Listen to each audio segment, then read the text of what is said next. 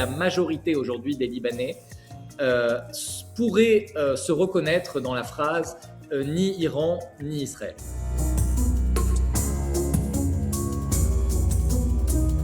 Chers amis du Dessous des cartes, voici une leçon de géopolitique, une interview carte sur table en lien avec l'actualité internationale. Aujourd'hui, le Liban en quête de souveraineté entre deux freins, celui du Hezbollah et celui d'Israël. On en parle avec vous, Anthony Samrani. Bienvenue à vous. Bonjour, merci de me recevoir. Vous êtes le co-rédacteur en chef de L'Orient le Jour, cette publication que nous suivons régulièrement dans cette émission. Vous avez récemment publié également cet ouvrage, Vue du Liban, la fin d'un pays, la fin d'un monde.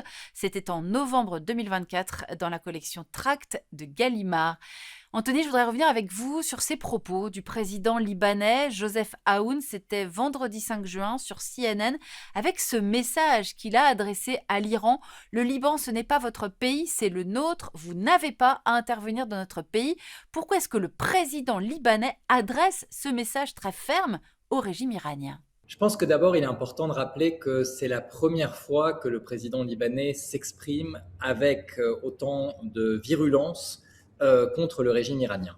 Il y a une perception très ancrée, qui est d'ailleurs plus qu'une perception, c'est une réalité au Liban, qui est que la République islamique, via le Hezbollah, a depuis plusieurs décennies mis la main sur une grande partie de l'appareil de l'État, encore plus depuis 2005, c'est-à-dire depuis le retrait du régime syrien du Liban, et progressivement a pris du pouvoir jusqu'à quelque part prendre le Liban en otage. Et aujourd'hui, l'Iran souhaite que les dossiers libanais et iraniens soient complètement liés, c'est-à-dire que l'Iran souhaite, à travers ce processus, continuer d'avoir son mot à dire, continuer de détenir les clés du dossier libanais, ce que le président libanais ne souhaite pas, et c'est pour ça qu'il lui envoie un message: négociez de votre côté avec les Américains et laissez-nous de notre côté négocier avec les Israéliens.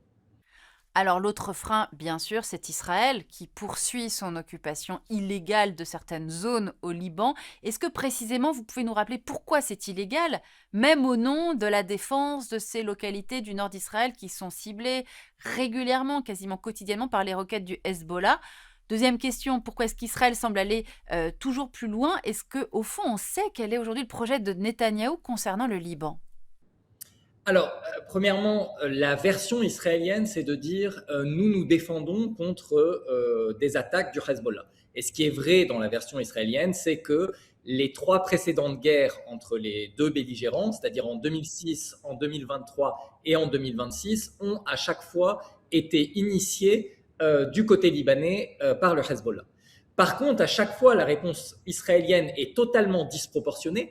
Et là, ce qui rend son action illégale, c'est que il y a du côté israélien des frappes non seulement contre des cibles militaires ou des cibles qui appartiendraient à la milice, mais aussi contre des journalistes, mais aussi contre du personnel médical, mais aussi une destruction complète du territoire. On a 2 journalistes qui rentrent du sud et qui ont fait grâce à la finule, qui ont pu parcourir de larges pans du sud. Tout est détruit. Tout est complètement rasé. Israël a rasé jusqu'à la moindre maison, jusqu'au moindre arbre dans des pans entiers du Liban, et ça, c'est complètement illégal. Quel est l'objectif israélien ? Son objectif aujourd'hui est essentiellement sécuritaire, c'est-à-dire qu'Israël considère que pour assurer sa sécurité dans le nord, de la même façon qu'il l'a fait à Gaza, il doit raser des pans entiers de territoire et faire en sorte qu'il y ait des sortes de zones zombies, des zones tampons à ses frontières.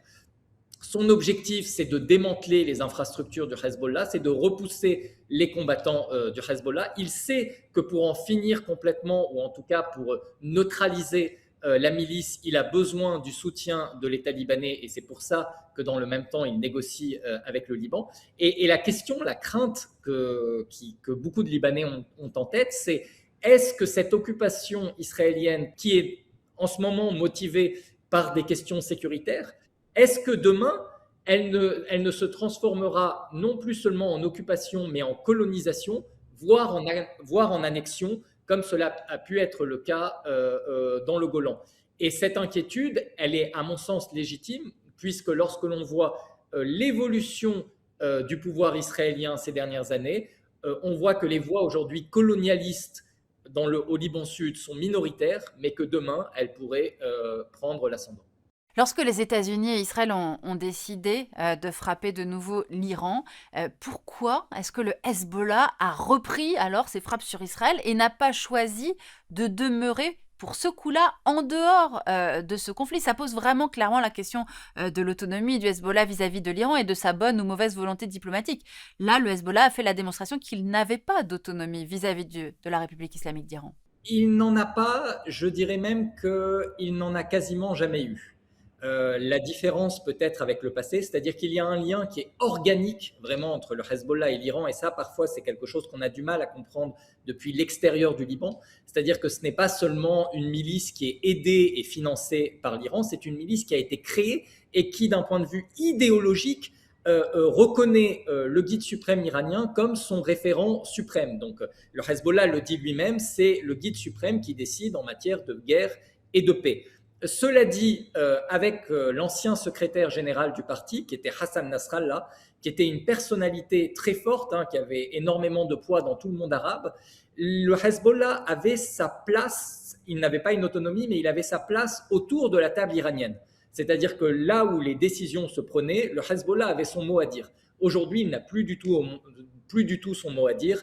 Il est entièrement contrôlé par les gardiens de la révolution iranienne.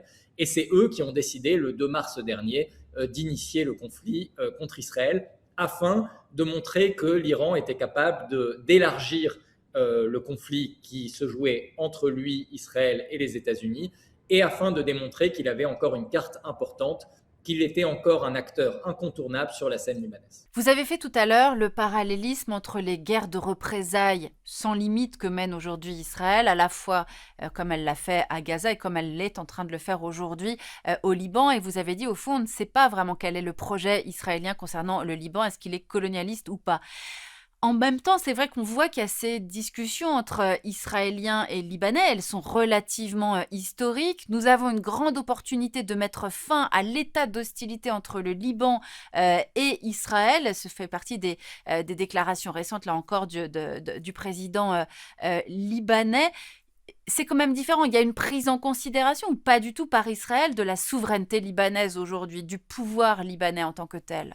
C'est très difficile de se mettre dans la tête des Israéliens, et encore plus depuis le 7 octobre, puisqu'il y a depuis le 7 octobre du côté israélien un sentiment de revanche très fort et presque un sentiment de toute puissance. Et on le voit par exemple avec le comportement israélien vis-à-vis de la Syrie qui n'est pas ouvertement hostile à Israël et qui pour autant se fait bombarder et où Israël joue un rôle assez nocif, assez nuisible, notamment dans le sud de la Syrie. Cela dit, je pense qu'aujourd'hui, le Liban a la possibilité de pacifier, ou en tout cas de stabiliser sa frontière avec Israël via un accord diplomatique. Est-ce que ce sera un accord de paix? Est-ce que ce sera un accord de sécurité? Tout cela fait encore débat. Mais il a cette possibilité et c'est, à mon sens, le meilleur moyen pour le Liban d'obtenir le retrait complet des Israéliens, ce qui est, ce que je vous le disais, ce qui est une crainte immense aujourd'hui dans notre pays. Cela dit, la contrepartie de cet accord, c'est le désarmement du Hezbollah. Et c'est là où les choses se compliquent énormément. C'est vrai qu'on voit bien que le Premier ministre israélien, Netanyahou, est pris entre deux feux. D'un côté, son extrême droite qui le presse d'être sans limite au Liban, et de l'autre côté, le président Trump qui lui demande de lever le pied. Est-ce qu'on sait qu'il va finir par choisir? Quel est exactement l'état du rapport de force? Je crois que autant sur la scène iranienne, Benjamin Netanyahou a les mains liées. C'est-à-dire qu'il y a de nombreuses opérations qu'il ne peut pas faire sans les Américains. Et le maître du jeu là-bas reste Washington. Autant sur la scène libanaise, je pense que ça n'est pas le cas. Benjamin Netanyahou peut faire des concessions tactiques, c'est-à-dire j'arrête de frapper la banlieue sud, j'arrête de frapper la capitale Beyrouth, je me retire un peu, je calme un peu le jeu, etc. Mais fondamentalement, et je crois que c'est très important d'expliquer que ça dépasse très largement la personnalité de Benjamin Netanyahou et que quel que soit le prochain Premier ministre israélien, il mènera très probablement la même politique au Liban, c'est-à-dire que depuis le 7 octobre, les Israéliens ont décidé que des milices armées qui étaient des menaces à leur sécurité, à leurs frontières, c'était terminé. Et le problème de cette approche, qui a une dimension légitime, hein, mais le problème de cette approche, c'est qu'elle n'a absolument aucune limite d'une part, et aucun projet politique d'autre part. C'est-à-dire que on va tout détruire, on va tout raser pour vivre enfin en sécurité. Alors bien sûr, plein de gens parlent au nom du Liban et en même temps, il y a des Libans au Liban. Je vais vous poser une question difficile, mais est-ce que vous parvenez à savoir aujourd'hui ce que les différentes communautés qui composent le Liban pensent de cette situation évidemment tragique? Entre ceux d'un côté qui pensent qu'Israël poursuit un projet d'occupation impérialiste, coloniale, et ceux à l'inverse qui pensent qu'Israël en ce moment, pardon pour l'expression, mais fait le sale boulot, c'est-à-dire affaiblit le Hezbollah, ce que ni l'armée libanaise, ni les casques bleus n'ont vraiment réussi à faire. Ces deux Libans existent, hein, on ne peut pas le nier. Il y a un Liban qui fait le pari israélien, donc le pari que Israël, quel qu'en soit le prix, en finira avec le Hezbollah, permettra pardon, d'en finir avec le Hezbollah, ce qui est à mon avis un pari plus qu'hasardeux, un pari même dangereux. Et d'autres font le pari iranien, c'est-à-dire que l'Iran protégera le Liban d'une confrontation plus large, qui là aussi est un pari très hasardeux. Et il y a un sondage qui est sorti récemment au Liban. Il faut le prendre avec des pincettes, hein, puisqu'on ne sait jamais dans quelles conditions ils sont réalisés au Liban. Mais ce sondage nous dit quand même des choses intéressantes. Il nous dit qu'il y a quand même une majorité de Libanais qui sont à la fois pour un accord avec Israël et pour le désarmement du Hezbollah, même une large majorité pour la question du désarmement. Mais il nous dit aussi qu'au sein de la communauté chiite, donc la communauté auquel appartient le Hezbollah, une très très large partie de cette communauté, je crois qu'on est autour de 80%, rejette l'accord et une majorité un peu moins large rejette également le désarmement. Donc on a un pays qui est fracturé. Là, on caricature un peu entre deux camps, mais en réalité, il y a 4, 5, 6 camps, puisqu'il y a des couches de nuances. Je pense tout de même que la majorité aujourd'hui des Libanais euh, pourrait se reconnaître dans la phrase ni Iran ni Israël. Eh bien, voici les mots de la fin. Ils sont extrêmement clairs. Merci infiniment, Anthony Samrani, d'avoir été en ligne avec nous. Je vous rappelle que vous êtes co-rédacteur en chef de L'Orient le jour. Je renvoie à votre dernier livre, Vue du Liban, la fin d'un pays, la fin d'un monde, que vous avez publié en novembre 2024 dans la collection Tracts de Gallimard. Merci pour votre clarté. Bon courage pour les jours qui viennent. Merci encore. Merci à vous de nous avoir suivis. Merci pour votre fidélité. Comme toujours, vous retrouvez l'ensemble de nos vidéos sur arte.tv, mais aussi sur YouTube et sur Instagram. Et puis si ce n'est pas encore fait, abonnez-vous à notre newsletter du samedi. À bientôt.